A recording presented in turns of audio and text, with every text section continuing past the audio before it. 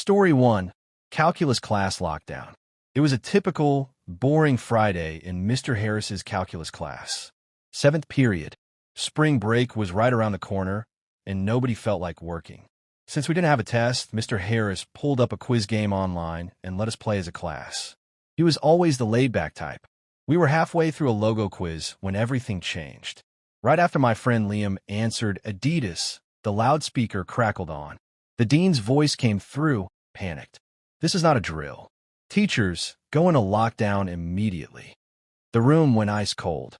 Even Mr. Harris looked shaken as he shut off the lights and rushed us into the back corner. We sat in total silence. Then the faint electrical hum in the room cut out. The power had been shut off. That's when we knew this was serious.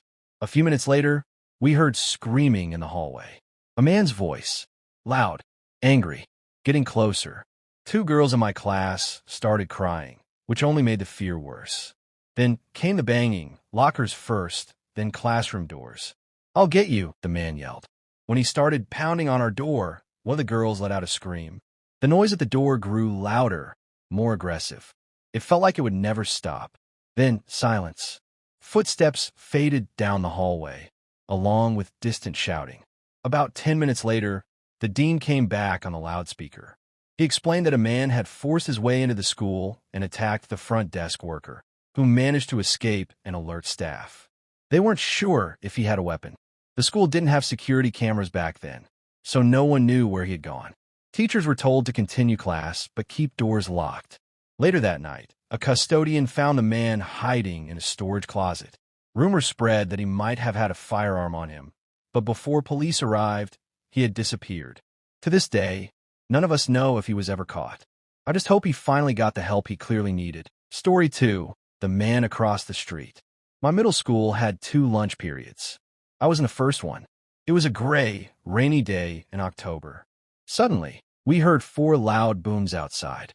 At first, I thought it was thunder, until the entire cafeteria started screaming. Campus security rushed in, shouting for everyone to move into the multi-purpose room. Kids had to drop their lunches and run. Staff quickly covered the large glass wall with curtains, and adults stood guard at every exit. My friend Ethan asked a staff member what was happening. When he came back, he looked pale. You know those houses across from the school? A guy barricaded himself inside. He's threatening to hurt himself and anyone who comes near. Apparently, he'd been seen acting strangely around the neighborhood before. Police were trying to handle the situation without anyone getting hurt. We stayed locked in that room for over an hour, missing 2 full periods. Later, my friend Maya, who lived near that house, told me she once saw the same man leave a disturbing message on his window late at night. People thought it was some kind of Halloween prank, until now. After that day, we were just grateful he never made it onto campus. Story 3. The basement office. I'm Alex, 22 years old, fresh out of college. I recently got hired as a computer tech assistant at my old high school. My workspace was in a messy basement, but the small office down there was great desks, mini fridges, even air conditioning.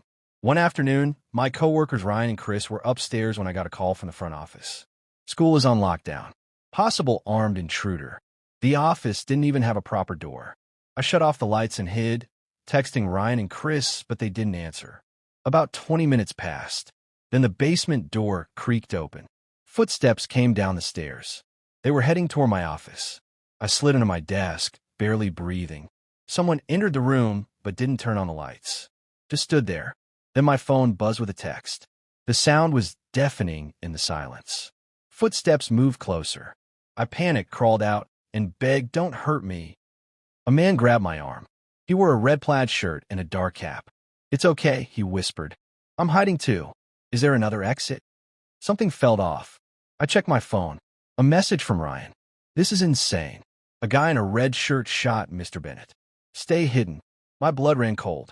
The man must have seen my expression change. I bolted for the stairs. A gunshot exploded behind me, the bullet hitting something metal in the dark. I somehow made it upstairs, where police were already securing the building. They caught the man as he tried to leave through the basement exit. Thankfully, Mr. Bennett survived.